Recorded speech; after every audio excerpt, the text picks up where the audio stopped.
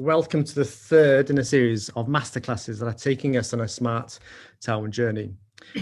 For those of you who haven't been here before, I'm David from Enter Llawn, and I'm here today on behalf of the Enterprise Hub, which is a Welsh Government programme that provides business support for startups. We've organised these masterclasses in partnership with the Welsh Government as part of their Transforming Towns agenda. We've been increasingly involved in smart towns over the last few years, and we started collecting footfall data using the Patrwm system. I was really excited about the unveiling of Patrwm, and for some reason I thought it would ignite high street regeneration on its own, but that didn't happen. Mind you, COVID hasn't helped. We have been following the excellent work of Clive Davis and Aberteifi, who have used the data to add value to the work, the regeneration work happening in that town. And we'll hear Clive later on talking about that as part of the panel. However, I think it's fair to say that Wales have a long way to go in terms of smart towns. And moving forward, the Welsh Government are very keen that smart technology should be embraced as we help our high streets recover. As part of the Transforming Towns agenda, the Welsh Government are looking to create a cohesive package of flexible support for town centres, which supports the development of smart towns. With a fair wind, I hope there'll be an announcement by the next masterclass around this, so cross fingers on that. So hopefully these masterclasses will be useful for those towns that are thinking of applying for that support. So this masterclass is titled The Internet of Things and Data Considerations for a Smart Town. I think we've seen the destination, we've read the brochures, but now I feel we're getting under the bonnet of a smart town. But again, hopefully without getting too technical. As always, we're fortunate to have the support of Linda Chandler throughout the series, and she will be providing the context for the masterclass, and she will also be facilitating the Q&A session. I must congratulate Linda on the calibre of speakers she has managed to recruit as part of these masterclasses. I think given the ambition we have here in Wales, I don't think we could have asked for a better introduction to the world of smart towns. And what's more, there's a recording of all the talks, which we can refer back to. Now we have the Q&A function, so if you have any questions or comments, please note them on the Q&A. We'll respond to these at the end, but also if there's any questions we don't get around to answering, we will answer and circulate those after the masterclass. We have a full agenda, and all the bios for the speakers are in the agenda, so I won't go into them into great detail. They're extensive and very impressive. And on that, I will transfer the reins to Linda. Diolch yn fawr. Thank you. Thanks everybody. Thanks, David.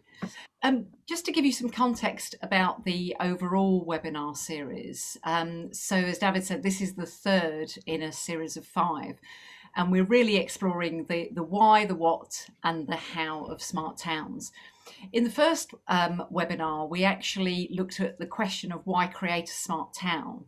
So we started to get some of the concepts and started to examine some of the challenges, especially around societal and economic challenges it would help us with. And we also had some examples from Cardiff and from Aberdeen of where they've set quite a clear vision, but they've actually done some really practical projects that have had real impact in that regard. In the second masterclass, we started on the journey of what makes a smart town and looked at aspects of the socio-spatial data of a town and what it can help us understand about the personality of that town, if you like. A company called Space Syntax took us through some of the tools to help us to be able to look at areas of spatial risk and really improve the design and the management of place. Dr. Sharon Richardson took us to the next level and a stage further in looking at real-time data traces and how they can help us understand the heartbeat of a town over the course of a day and other timeframes. And maybe actually started to look at the power of social media for businesses and the relationship between social media and physical presence on the high street, which is really important for recovery. So both of those sessions have been recorded and they're available for catch up on the Mentamon YouTube channel. So we're very much looking forward to today's session where we hear more about the why of smart towns and some detail on IoT and data and how that can be useful going forward. Thanks.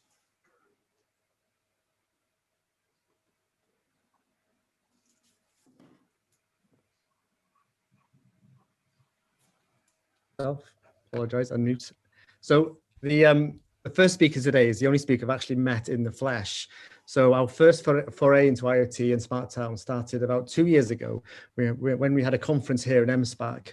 We had a delegation from Microsoft coming to Anglesey and who set us on our way. They also were kind enough to leave a LoRaWAN gateway to play with, the first on the island, and we have many more since then. So thank you, Microsoft, for that. So among the delegation was David Veriad, who is the senior accounts executive with Microsoft. Before Microsoft, David worked with Cardiff Council, Siemens, and even the Welsh Government. So David's talk today is about the basics of IoT to set us on our way. So on that, I will transfer the reins over to David. Diolch yn fawr, thank you.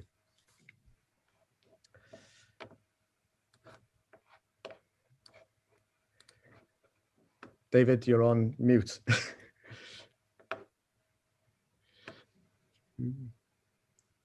Hello, is that better? Yes, I can hear you. Over to you.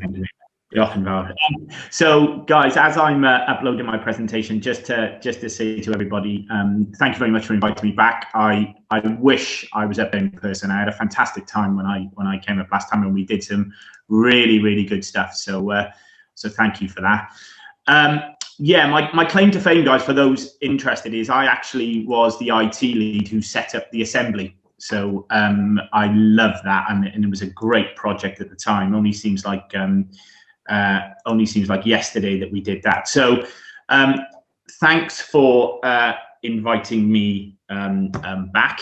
I am just going to do this now. I'm not a Zoom expert. I am sorry if it would. So first of all, guys, thanks for inviting me back. So I think I know I've only got 10 minutes, and I start this slide with really hoping not that you're going to see about Microsoft, but you're going to give me a small degree of sympathy, because only having 10 minutes to talk about this stuff, realistically, you can see that I could have picked many presentations around IoT.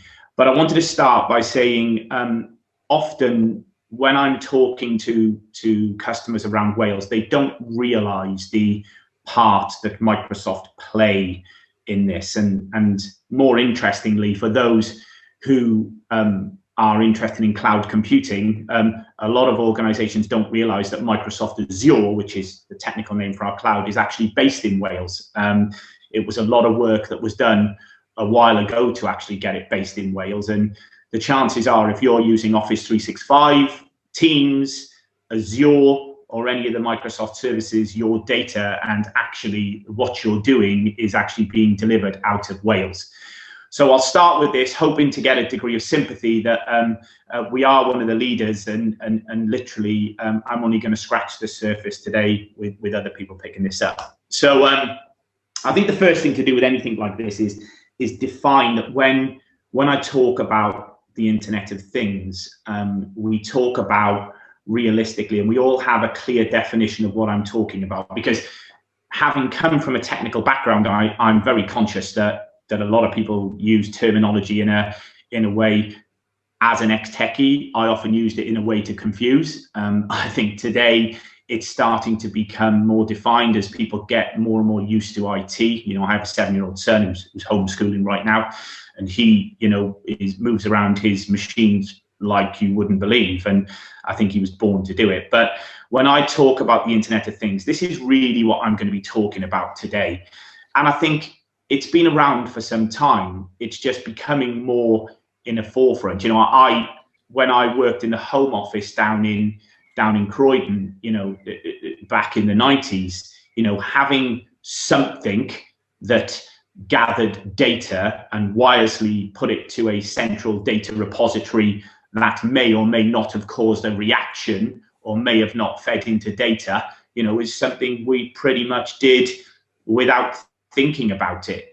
It's only now, as this stuff becomes smaller, faster, cheaper, that it's becoming really an option for most industries. And and I'm hoping as I move through this presentation, I'm going to start with a couple of weird things. When I was putting this together, you know, we all know about lifts, right? We all know that lifts are constantly monitoring what's going on and feeding back to lift companies, and, you know, saying, ooh, this isn't working well, or I'm not doing this as quick as I can. Maybe you need to come and do some preventive maintenance and fix something so the lift's not out of action.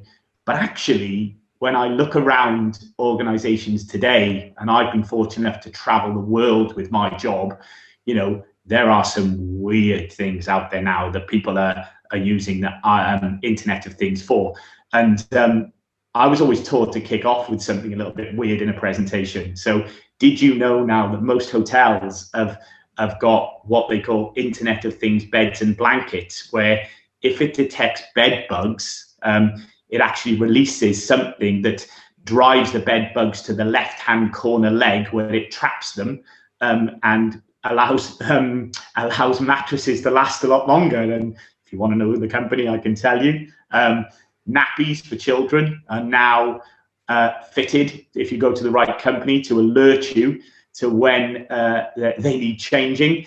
And as you can see, when you're getting down to that level, that an item like that is cost effective enough to have something in it that can alert something that can cause a reaction, then I think we can safely say that the opening statement that I made around personal and business possibilities being endless is actually very, very true.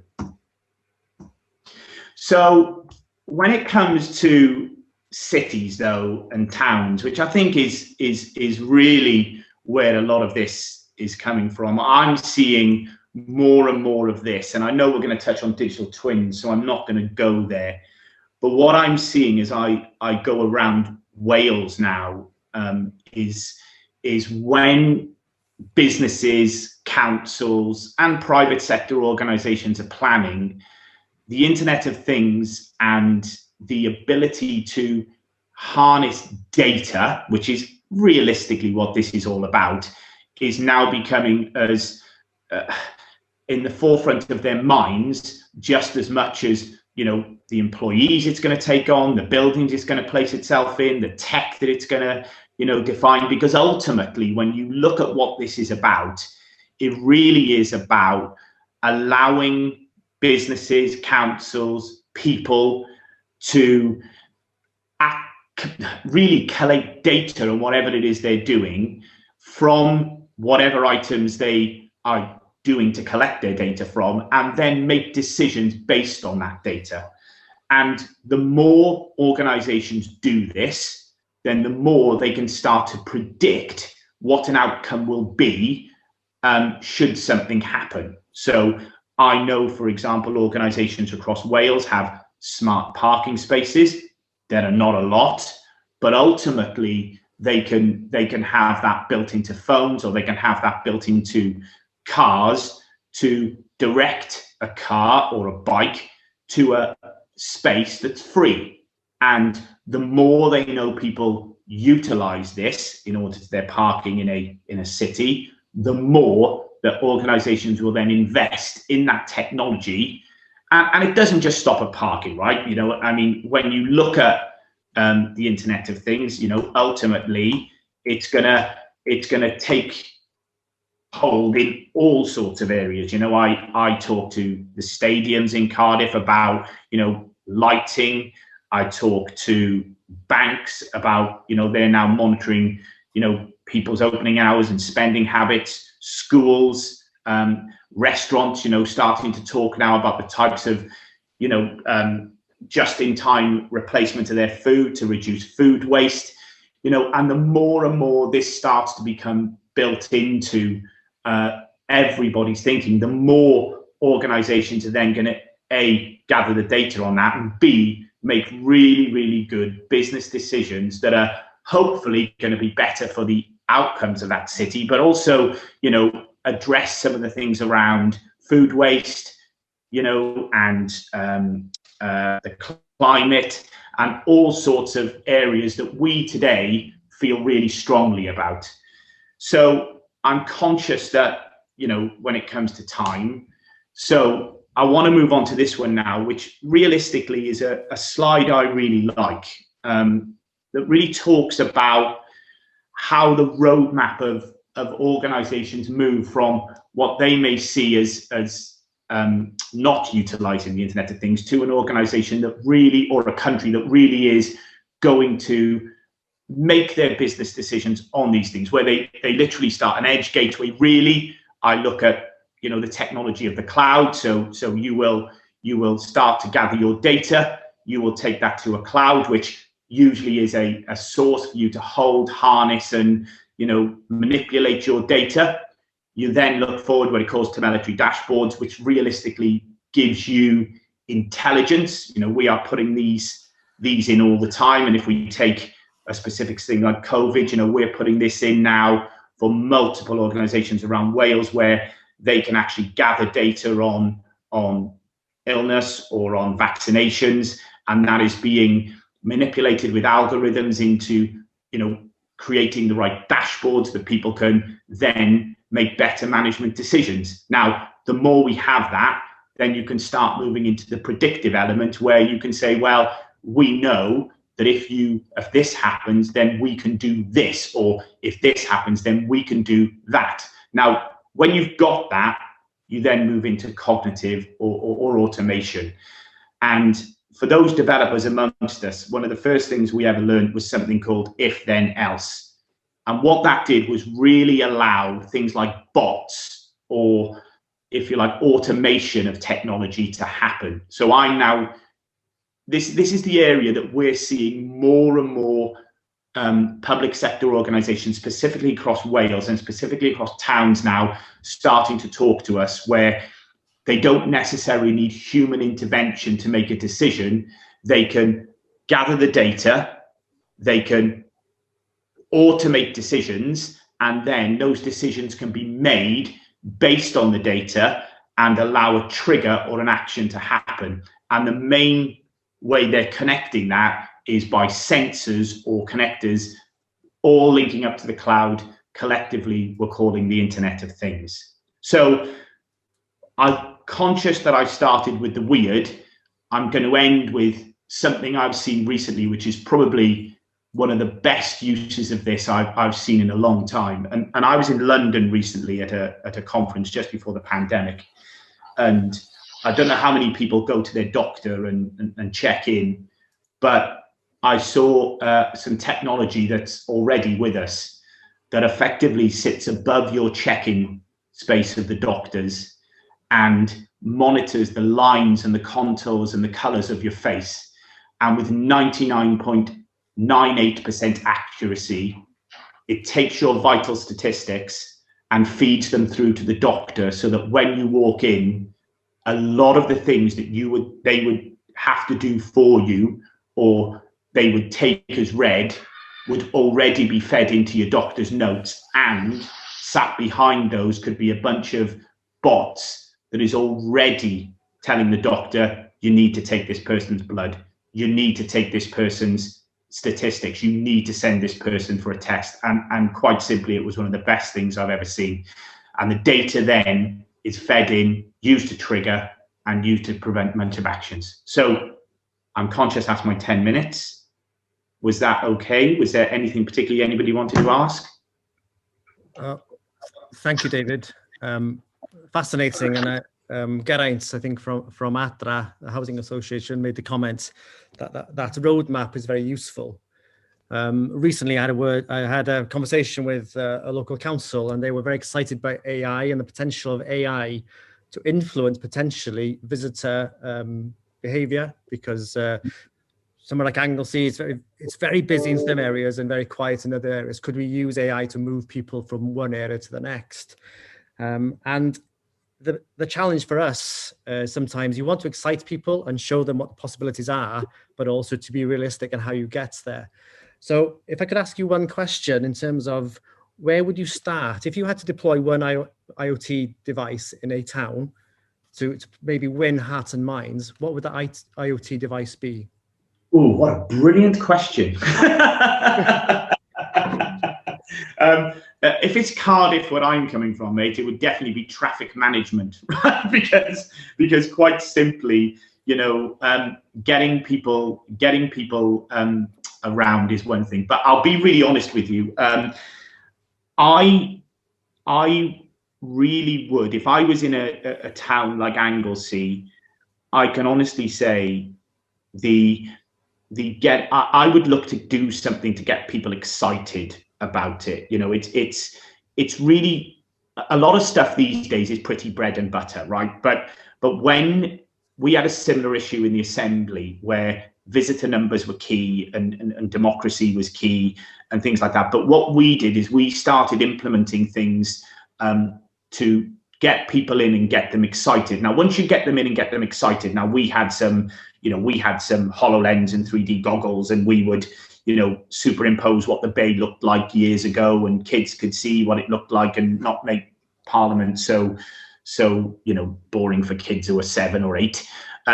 But once you did that and you opened their mind up to what was possible, then genuinely it was endless with them. So, you know, I think for me, I would try and do something that got people interested in it. The stuff you did last year or the year before, I've never, and we had people in there talking about, you know, artificial intelligence, and we had the brilliant young lady from Microsoft who was showing how she selected her clothes in the morning. I've never seen people that excited, a lot more excited than a traffic management system, I've got to be fair.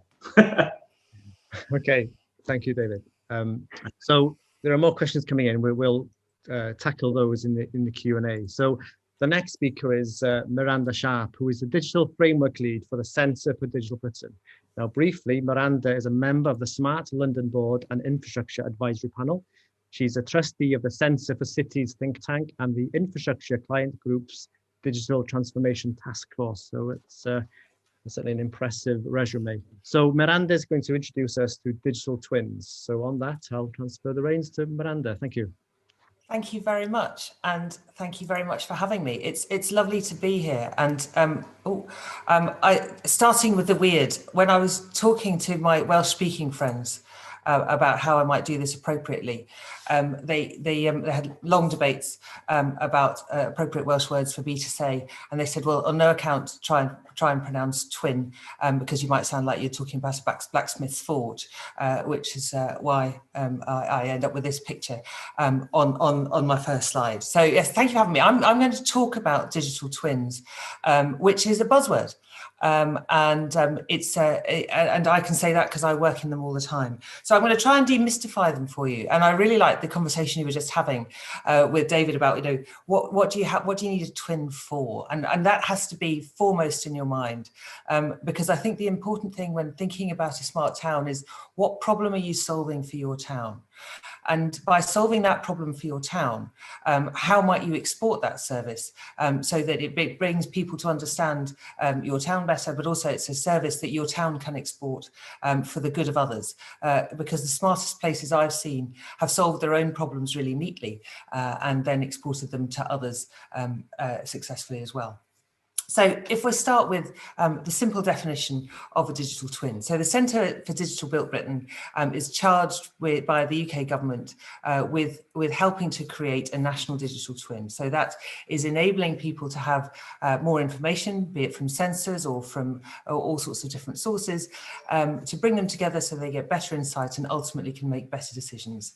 And at the root of those decisions is the public good decision, which we're looking to support. So the point of a digital twin, as we see it, is a copy of something which is real. In this example, I've used a train carriage, but it could just as well be a supply chain or a timetable or a system. That is represented in digital format. And it's important to say it doesn't need to be 3D, it doesn't need to be real time. As long as you're getting data from something that's happening in the real world and you can interpret that data and make an intervention back in the real world, that decision is informed by the data so that we can get better outcomes for everybody. Now, if you imagine that you've got your digital twin of your train carriage or your pump or your traffic lights or whatever, it's not hard to imagine that you then very quickly need to aggregate and connect that data. So as soon as you've got your digital twin of your train carriage, actually you want one of the track, you want one of the traffic system, the systems of the traffic lights or the signalling, and then you start thinking, well, maybe I should have it at the car park as well. And actually, if I've got the digital twin of the rail network, I want to understand how it fits in with the bus timetable. And so it's the connection of those digital twins and the interoperation of the data that people are going to start to find real value in. And then we aggregate them up, not just at the network level. So if I understand how my pumps are performing in different places, I want to understand how the whole water network is performing.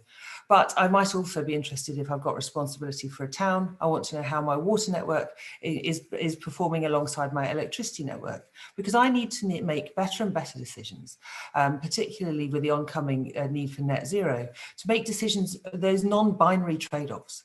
How much energy should I use to make water, and how much water should I use to make power? And only by connecting those the data from those two different systems can I make an informed decision about that, rather than, for example, relying on my hunches.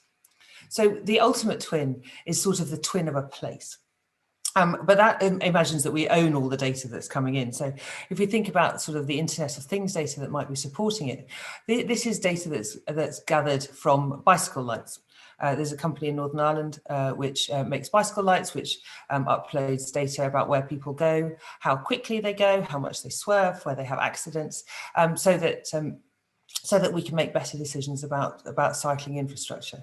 And this kind of information might be very interesting to put into your town information system, because then you might be promoting active travel, and you might be rather than responding, for example, to particular vociferous people who want their lights changed at the end of the road, you might be able to present evidence that suggests that you know exactly where most of the bikes are going and where sort of adverse behaviour is happening. For those of you that know London, you might be able to pick out the cycle superhighway 3, which goes along the north side of the river, where you can see people are going. There's a lot of people going a thick line at high speed, and the top left-hand corner there's Regent's Park, where people like to go at lunchtime on their carbon fixie bikes and go at high speed as well.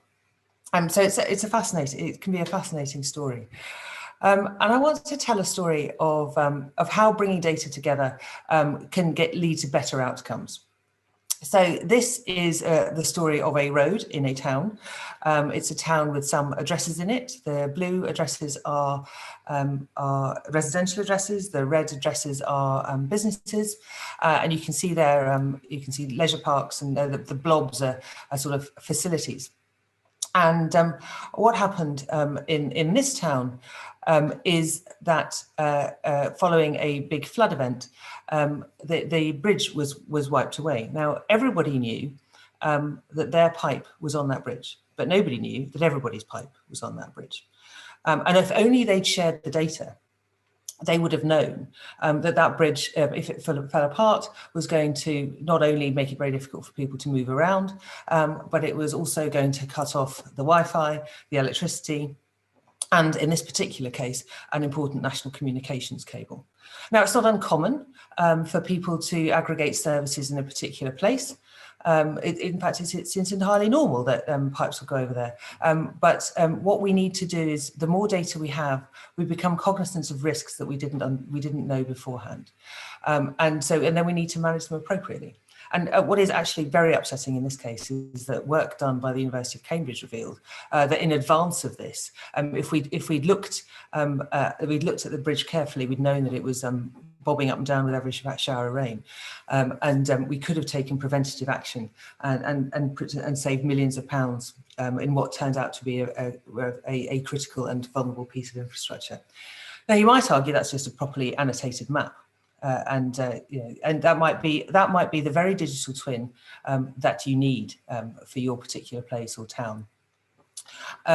I've got some examples here of London-based twins, and where they've brought data together to inform and make outcomes better for their citizens. Now, before you think, oh, I can't possibly do it because it's London, it's worth noting that London has more than a handful of digital twins, none of which talk to each other.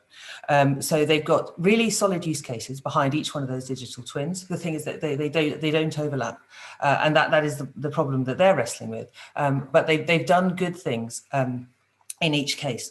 So top right there is a pilot of the National Underground Asset Register. So the theory there is that if we share information about assets which are underground, you only need to dig up the road once. So you don't get disruption. I don't know if you remember the Heineken advert, where if Heineken dug holes in the centre of the road, when they laid the fibre down the middle of the street, they'd also fix the water main and also the electricity. And then at the end of the advert, they said, "But we're not burying bodies there." You may remember it.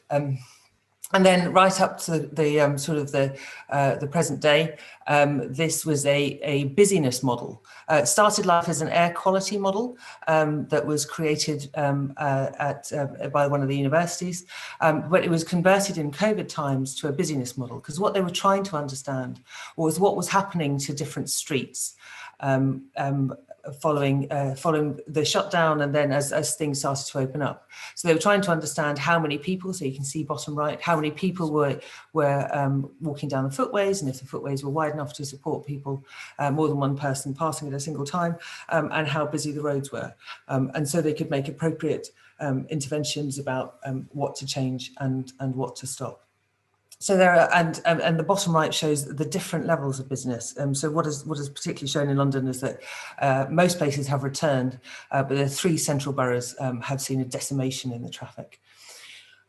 So there are, I think my takeaway message to you is that there are many possible use cases, but the most important one, you can do most good by doing one which is relevant to your place.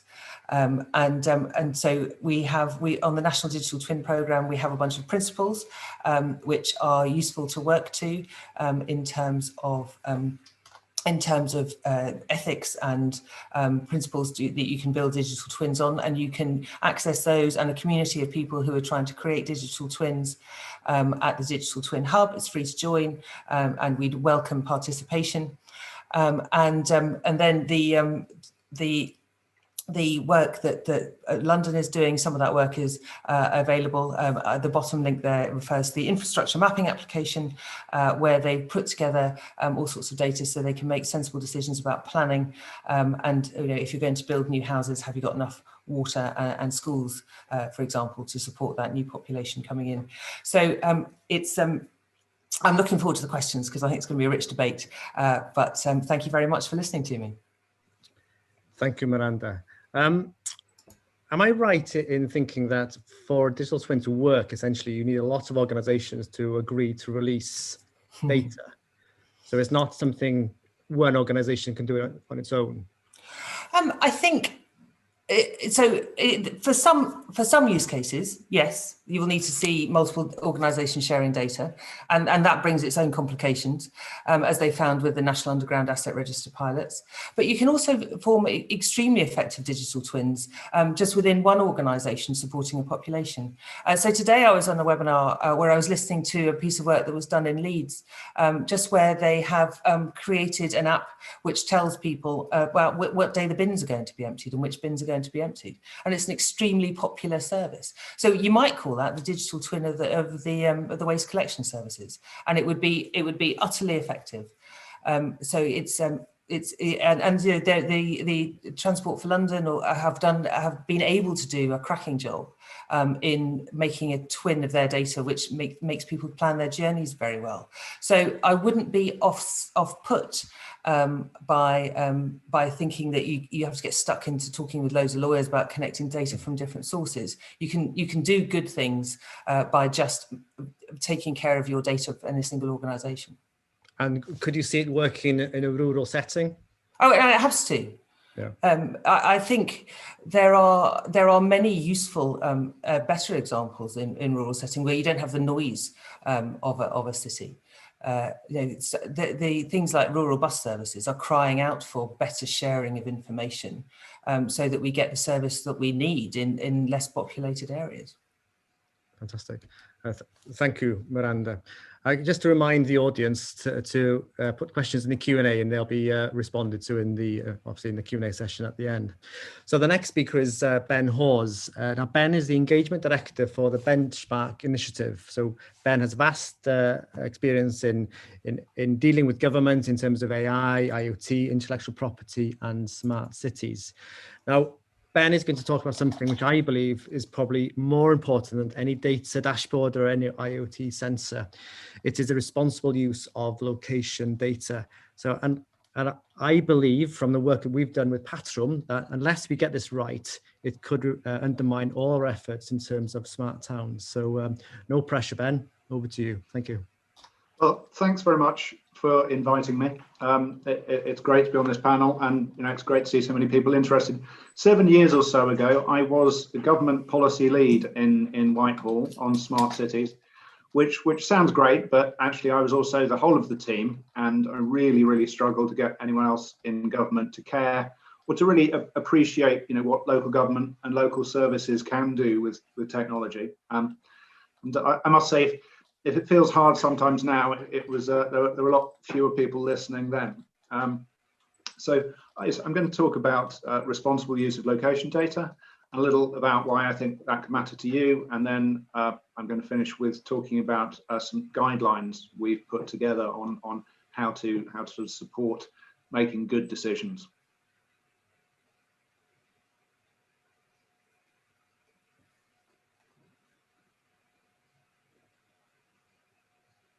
So for the last year or so, I've been working with Ordnance Survey and the Omidyar Network, which is an international foundation created by one of the PayPal founders, on Benchmark, which is to promote responsible use of location data. We've funded some entrepreneurs, we've done a year of events, and now we're putting together some final outputs and some ways to sort of encourage this work to go along. Why do we care? Well, really because location data has got, applications have got a lot more effective really very quickly. All sorts of organizations that are creating apps for this and that can suddenly add location services into them in a way that they couldn't before. Awful lot of benefits for this on improving supply chains, services, planning, development, environmental monitoring, consumer services, and in the last year we've seen a whole load of new things about managing public spaces, managing spaces at work, and there's huge advantages in these new applications, but with those advantages come potential harms, as Spider-Man and others have pointed out. With power comes responsibility. There are impacts on individuals, there are a lot of potential unintended impacts and effects on groups and on the environment, on society. Really, this is very similar to every other wave of new data technologies that create winners and losers and huge potential, but also potential harms. And datafication, managing the world with data, does tend to generate the same kinds of risks in different data areas. So bias in data sets that affect, people can be unrepresented or overrepresented.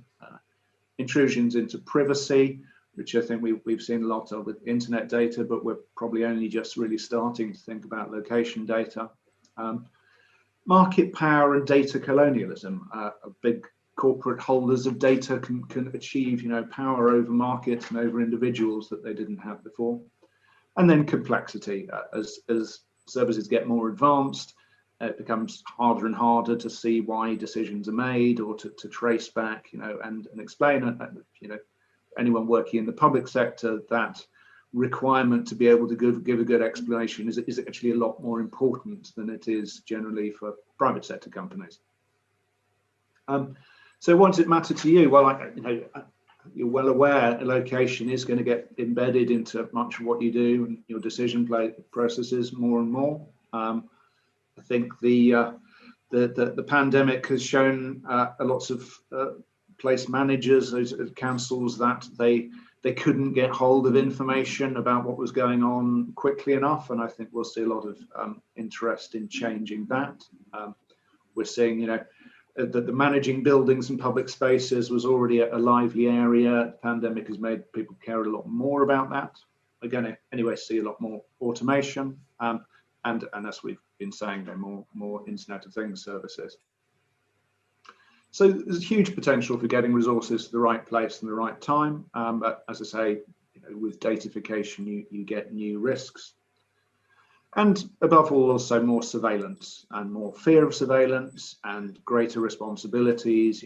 As you have more and more detailed and potentially intrusive data in the process of delivering a better service, you'll also have new responsibilities to deal with the risks attendant on that. And yes, the complexity will also throw up new questions. We're going to see this sort of great new possibilities, and I think that the prices of sensors and things are coming down to make this much more possible than it was a few years ago, to have live and detailed information and monitoring of citizens' sentiments from social media. But yes, putting all of this together and treating people with the fairness and the duties that you already have in local services is going to get more complicated.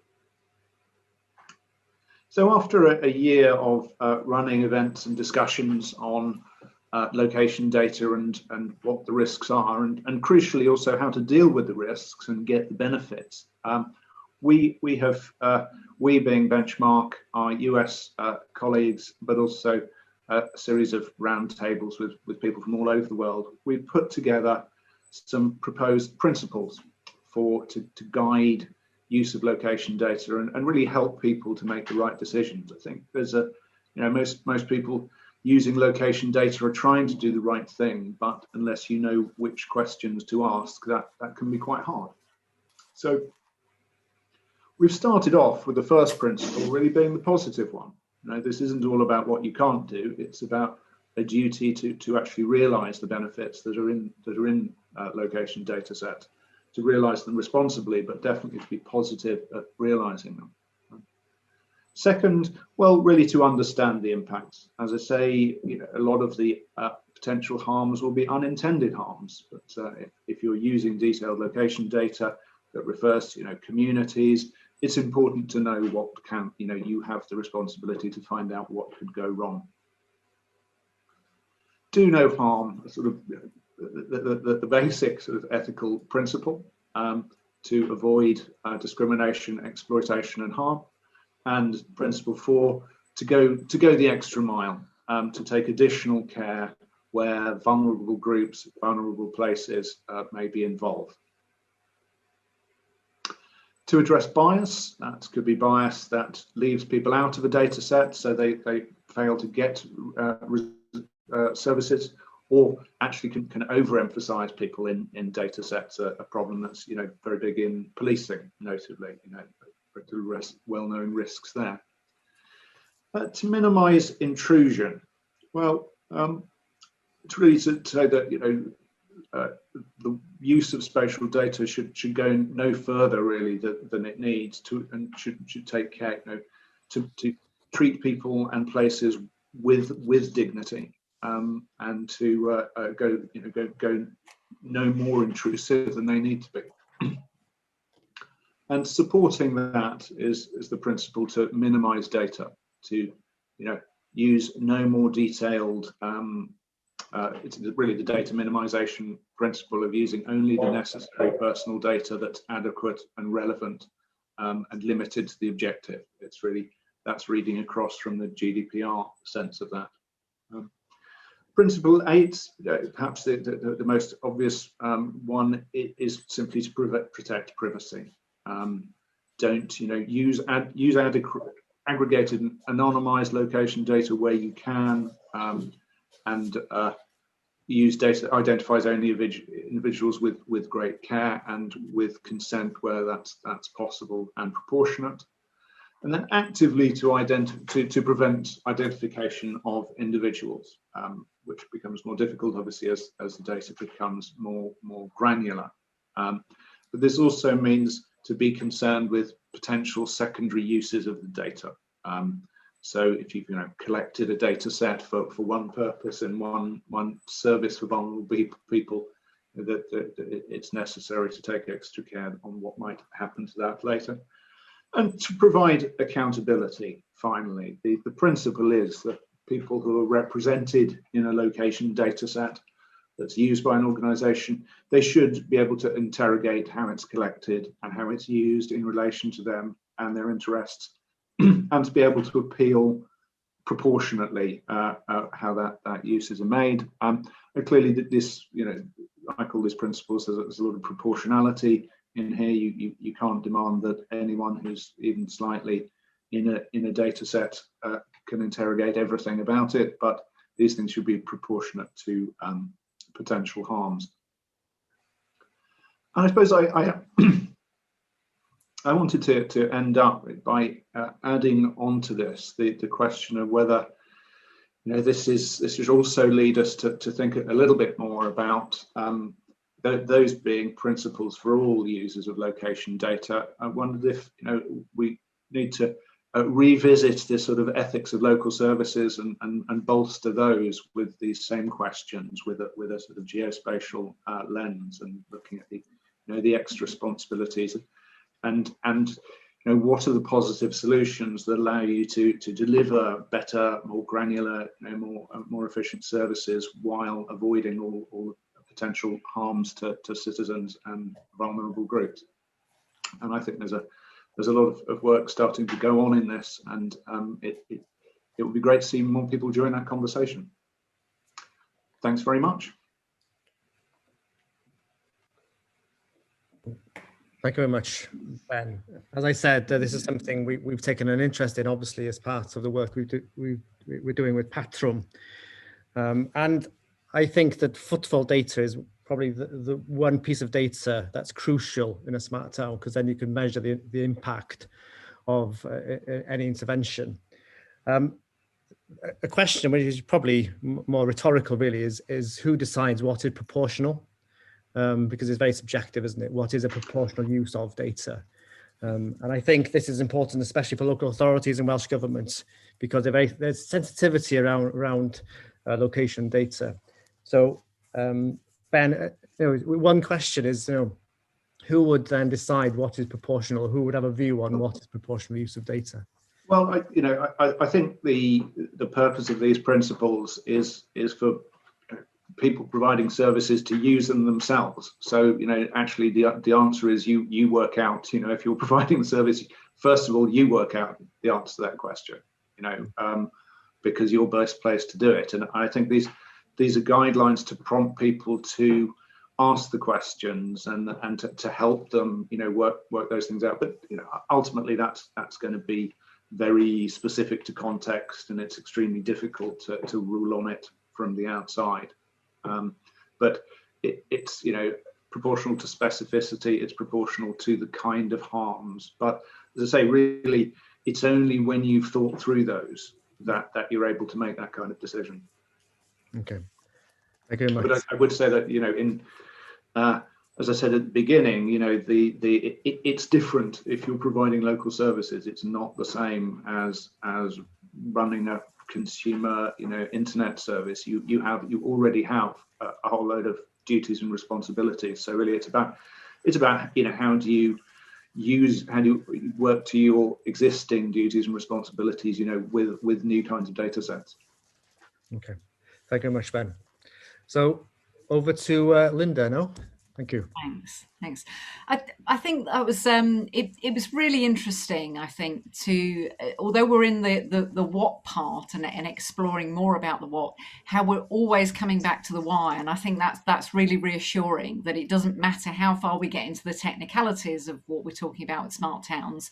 We're always bringing it back to the why. What's the use case? What's important to your town? So that was a really great thread to see. And also the point that David made about you know, IoT becoming smaller, faster and cheaper. And that's exactly why we're talking about it in the more localized, hyperlocal context, because the smart cities story has run for many years globally. And now we're at the evolution where the technology is available and we can achieve things at much more local scale. So that's great.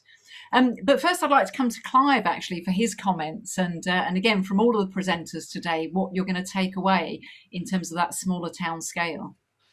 It's brilliant, actually. What Miranda said about digital twins. Without realizing it, we have 2 digital twins up and running in Cardigan. We have the analytics system, which gives us the footfall, the dwell time, all the patterns where people come from and all that. We've got the town app, which gives us great information about tourism and its pattern with the town, because we're very much a seasonal town. And now we're developing this 3rd twin, which is what we're all about today, this IoT. In a matter of a couple of weeks, a colleague, Gary Howell, with Tego, has developed an IoT app, which we're now putting sensors throughout the town. And we're only just starting to look at how we can make this information. And what David said about the if this then else, we're starting to look at that as well, to make more predictive information to help us benefit the town council, who supported the idea of getting the IoTs into the town, the sensors, which, as you mentioned, are quite inexpensive now, and using the standard platform, which is quite cheap and inexpensive also to do. So we're developing this 3rd twin. And what we're also doing side by side with this is, in our small little bus station of 4 bus stops, which we have in Cardigan, we're going to have a digital display there, which can be tailored and to be able to react to some of the sensors we're going to put in, along with some other information that comes from outside the town. So that, you know, it's brilliant that this sort of stuff is happening at our scale, because Cardigan's only a population of about 4,000 people. So yeah, really interesting stuff. And I'm very pleased with what Dave and Miranda and what Ben was saying then, of course, with the importance of the data sets, etc. We anonymize as much as we can with what we've got, and it's licensed to the town council, and we distribute information to all the traders as proactive information for them to use, such as when people come into the town and things like that. So we're hoping to do the same now with this IoT, so that we can not only inform the local authority, who are also involved with this, but also the traders of the town.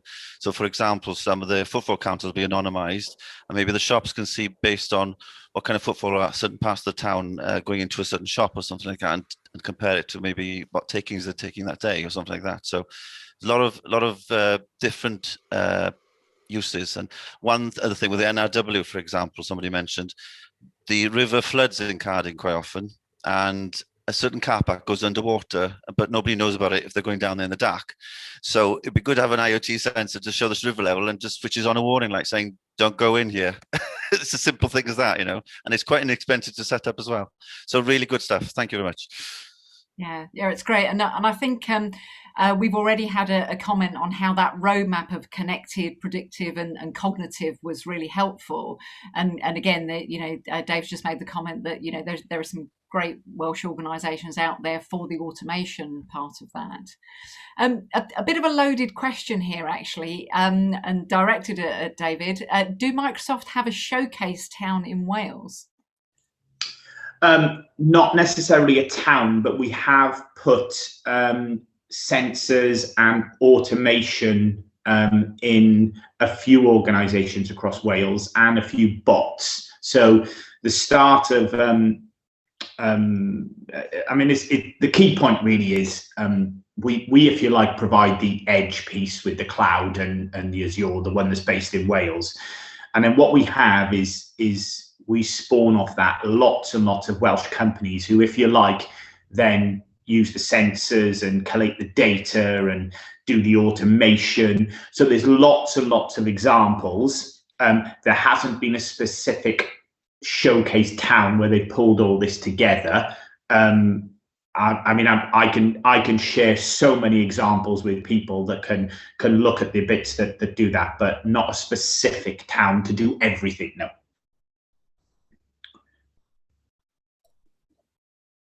Great. Yeah, and I think because of coming back to the use case and the importance of the use case, actually sometimes it's not possible to put all of those use cases in one town, that you might actually want different towns to lead on different things and then come together to share. So that's a model that works quite well.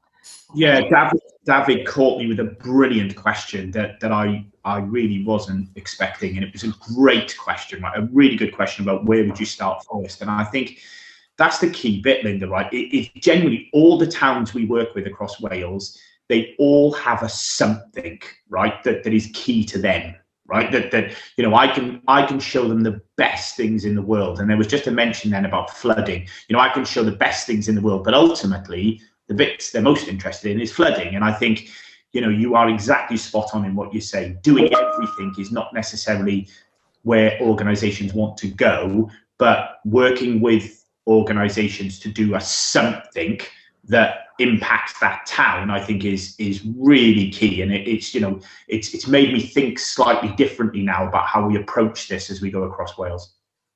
Yeah. Yeah, I realise we're running a bit short of time here. Just wanted to touch really on somebody's posed a question about if organisations are open and happy to share. What's this mindset change that needs to happen? And again, thinking about we've explored with Ben some of the things to look out for and the principles, and I'm sure we don't want to scare anybody off, but it's about actually knowing that kind of discussion is being had and really where to go for that information. But I don't know whether Ben and Miranda, whether you want to talk more about this mindset change that needs to happen about collaboration as well.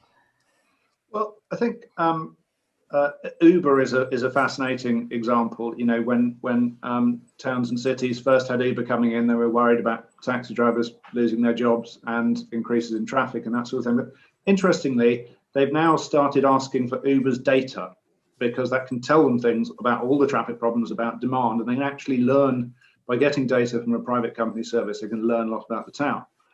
And I think we might see that in a whole load of different areas, that all sorts of companies have all sorts of data about places that local councils could use, local services could actually benefit from, but at the moment they haven't really got those models to share those data. And you know, companies inevitably are worried about commercial implications.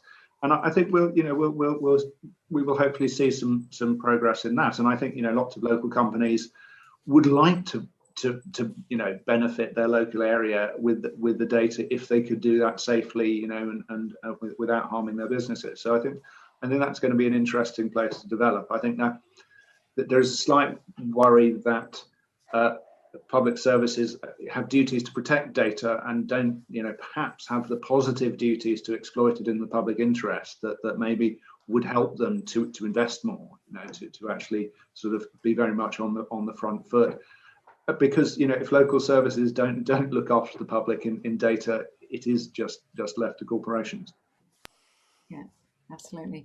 And Miranda, is there anything you wanted to add to that around the collaboration that needs to happen at the town scale? I think a lesson in general is value your data. And that is an internal and an external lesson. So think about the data you're producing as a company, and think about, therefore, what you need to do to invest as a company or a place, an entity, and think about then what you need, how you invest in it versus your physical assets, because we need to start thinking about data as an asset. And sometimes that asset is best shared openly. Think about your bin collections or your bus timetables. You know, it does the most value by being given away. But think also about how you might reasonably be expected to pay. So I bet you Uber don't give you their data for free. And so why should you give your data for free? And I think that debate is immature. People sell their own child for access to coffee, Wi-Fi and a coffee. But you know, somehow because of the way the West Coast giants have treated their business models, services and data is often regarded as free. And I think with the ethics and with new business models, we will come to mature in that area, and we've got to be ahead of the game. That's great, and I think there's probably a whole other webinar on a digital economy and enabling that through data that is waiting for us there. And with that, I'll hand back to David. Thanks very much, everyone. Thanks, Linda. So our next webinar, the fourth webinar in the series, is titled Smart Towns Digital Infrastructure. So Linda, could I be really cheeky and just hand back to you really briefly, say a few words about that session? Yeah, sure. So again, this is probably the last one in the what of smart towns.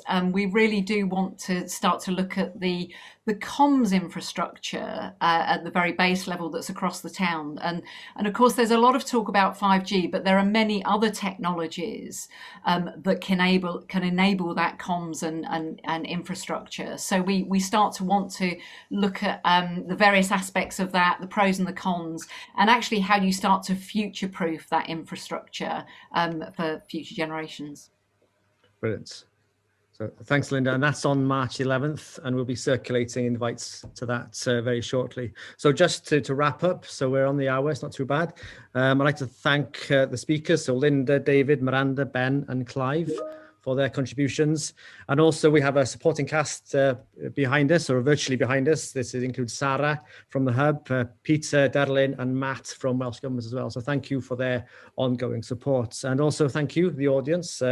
You keep coming back, so we must be getting something right. So thank you for your contributions, and we'll see you again on the 11th. Felly, diolch yn fawr iawn. Thank you very much. Goodbye. Yeah.